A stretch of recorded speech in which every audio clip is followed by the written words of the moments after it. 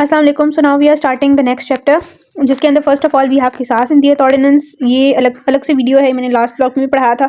सो ये next video में आपको ये वाला टॉपिक मिल जाएगा विद शज्जा, जर, हर टाइप्स ऑफ ये सलाहियत उदव, ये सारा कुछ आपको नेक्स्ट वीडियो में मिल जाएगा। अभी हम चलते हैं towards laws related to abortion. ये भी मैंने लास्ट ब्लॉक में करवाया था। इसमें इसकाते हमल और इसकाते जानीन है, इंपॉर्टेंट है। इसकाते हमल होता है before the age of viability, before the development of organs. अगर बेबी की डेथ कॉन्शियसली करा दी जाती है, कर दी जाती है, तो उसको हम इसकाते हमल कहेंगे। If after that age when organs are develop, when the baby is viable to life, तो फिर उसको इसकाते जानीन कहते हैं।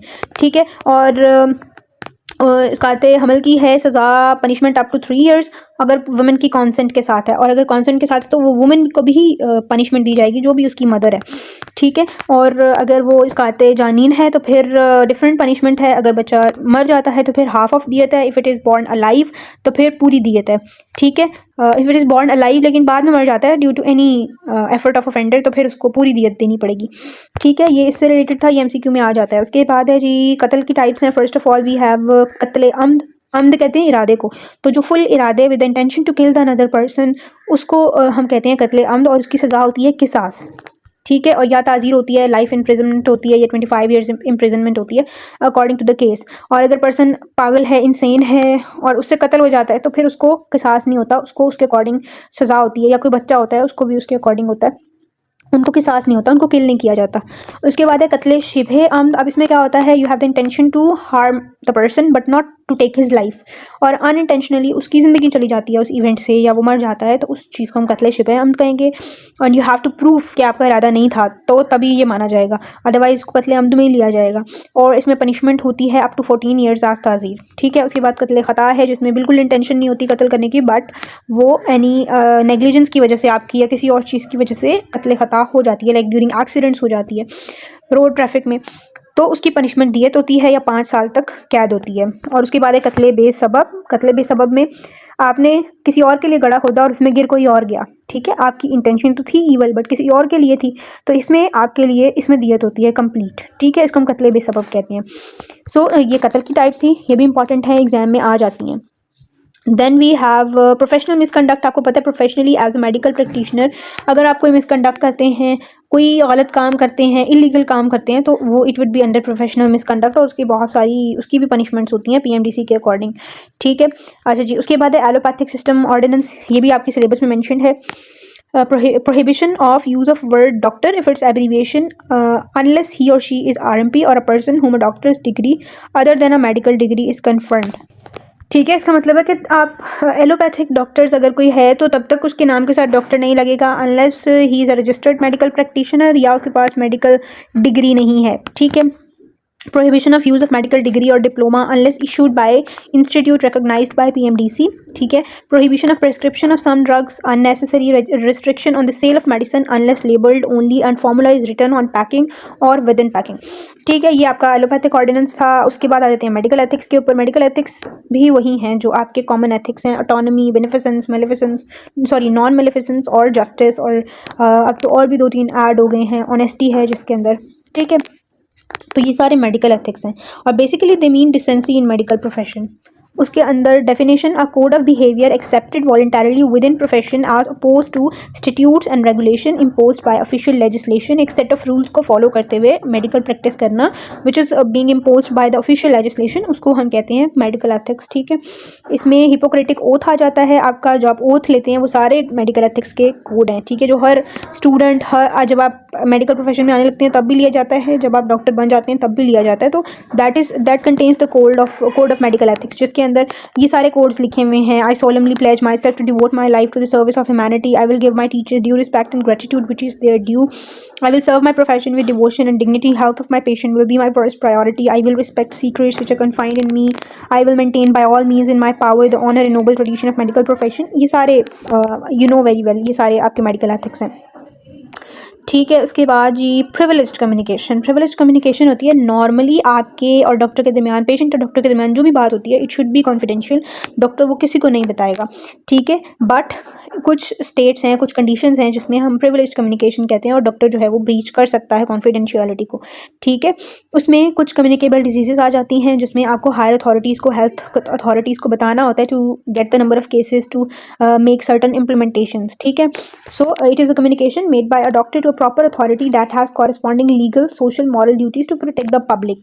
दो तरह के होते हैं, absolute and qualified. Absolute होता है it is that which applies to any statement made in a court of law. और ये भी बात है कि डॉक्टर privilege communication में ये भी आता है कि अगर डॉक्टर को केस से रिलेटेड कोई कोर्ट में गवाही देनी पड़ सकती है तो वो बोल सकता है, वहाँ पर कॉन्फिडेंशियलिटी को ब्रीच कर सकता है, वो एब्सोल्यूट प्रिविलेज कम्युनिकेशन में आ जाता है, ठीक है। और क्वालिफाइड में है it extends to health authorities, information about infections and noticeable diseases, वो सारी आपकी आती हैं क्वालिफाइड प्रिविलेज कम्युनिकेशन के अंदर, ठीक है। उसके बाद this is not much important, ये वो बहुत ऐसी जनरल बातें हैं जो आपको खुद पता होनी चाहिए, बहुत जनरल बातें हैं। मेडिकल नेग्लिजेंस, यस, नेग्लिजेंस की बहुत सारी टाइप्स हैं। अब उसमें से one of the types is medical negligence, lack of reasonable care and skill. और अच्छा, नेग्लिजेंस हम लोग ना अलग से करते हैं एंड पे, पहले हम ये चैप्टर खत्म कर लें। यस, यहाँ पर टाइप्स ऑफ नेग्लिजेंस मेंशन है, civil negligence, contributory negligence, third party negligence और क्रिमिनल नेग्लिजेंस। ये एग्जाम में आती हैं, वाइवा के अंदर मुझसे पूछी गई थी, ठीक है। सो क्या होती है सिविल नेग्लिजेंस, इसमें मेडिकल नेग्लिजेंस भी ऐड कर लें। सिविल नेग्लिजेंस क्या होती है, it is failure to apply reasonable degree of skill and care by so अगर एक मेडिकल प्रैक्टिशनर अपनी पूरी स्किल और डिग्री के स्किल्स को, केयर को अप्लाई नहीं करता तो वो सिविल नेग्लिजेंस कर रहा है, ठीक है। उसके बाद है जी contributory negligence, it is a concurrent negligence by the patient and the doctor resulting in delayed recovery or harm to the patient, ठीक है। ये पेशेंट की तरफ से भी हो सकती है, डॉक्टर की तरफ से भी हो सकती है, वो उन्होंने नेग्लिजेंस ऐसी की जिसकी वजह से पेशेंट को हार्म हुआ या उसकी ट्रीटमेंट में डिले हो गया, उसको हम कंट्रीब्यूटरी नेग्लिजेंस कहते हैं। अच्छा, ये basically these are actually the types in terms of medical negligence, ठीक है। इनको अगर आप जनरली अप्लाई करें तो ये जनरली भी हर प्रोफेशन पर अप्लाई होती हैं। थर्ड पार्टी नेग्लिजेंस होती है negligence of paramedical staff, nurses and student working under the doctor. इसमें and the doctor is held equally responsible by virtues of doctrine of respondent or captain of the ship, so it is also very well understood. Criminal negligence होता है, it is described as gross ignorance, इतनी बड़ी carelessness, ऐसी आपने negligence की जिसकी वजह से पेशेंट की सेफ्टी और लाइफ को इंडेंजरमेंट होगी, वो क्रिमिनल नेग्लिजेंस में आएगी और उसकी पनिशमेंट होती है, ठीक है। If death occurs due to such treatment the doctor may be charge with manslaughter, alright. Manslaughter मतलब उसको होमिसाइड के तौर पर ही डील किया जाएगा, ठीक हो गया। ये आपके हो गया ये वाला चैप्टर, और इसके अंदर कुछ और चीज़ें रह गई हैं। यस, मैं आपको आगे बताती हूँ। There is a term novus actus interveniens, ठीक है, ये वाली, ठीक है, या एक्टस नोवस इंटरवीनियंस, ये टर्म होती है the assailant is responsible for all consequences of assault which links the injury to the death, ठीक है। इसका मतलब ये होता है कि अगर कुछ ऐसा हुआ है कि जिसमें एक पर्सन है वो मर गया, मिसाल से समझाती हूँ, चलें, एक सर्जरी होनी थी, उसमें एक एनेस्थेटिक्स था और एक पेशेंट था, उसने पेशेंट को एनेस्थीसिया दिया, ठीक है, और सर्जरी हो गई। जब एनेस्थीसिया का असर ख़त्म हुआ ना, जब पेशेंट उठा तो उसने वॉमिट की और उस वॉमिट की वजह से उससे चोकिंग हुई, वो उसके रेस्पिरेटरी ट्रैक में चली गई और उसकी डेथ हो गई। अब इस केस में अगर पेशेंट एनेस्थेटिक्स मना करते हैं कि आपने सर्जरी से 8 to 12 आवर्स आई गेस कुछ नहीं खाना उससे पहले, अगर वो पेशेंट एनेस्थेटिक्स को बता देता कि मैंने खाना खाया है तो उसकी जान बच जाती है। अब इसमें एनेस्थीसिस्ट का तो कोई कसूर नहीं है। तो ऐसे केस में जब खुद असाइलेंट की अपनी गलती होती है, that is related to the death, तो इसमें जो असॉल्ट होता है ना, उसमें उसको माफ़ी मिल जाती है, उसकी कोई गलती नहीं होती। यही चीज़ यहाँ पर लिखी हुई, इसको हम नोवस एक्टस इंटरवीनियंस कहते हैं। The assailant is responsible for all consequences of assault which links the injury to the death, ठीक है। और ये एनेस्थीसिया वाली एग्जांपल यहाँ पर दी हुई है, ठीक है। उसके बाद मेलिंगरिंग क्या होता है, मेलिंगरिंग होता है it means a deliberate attempt on the part of the patient to deceive the doctor.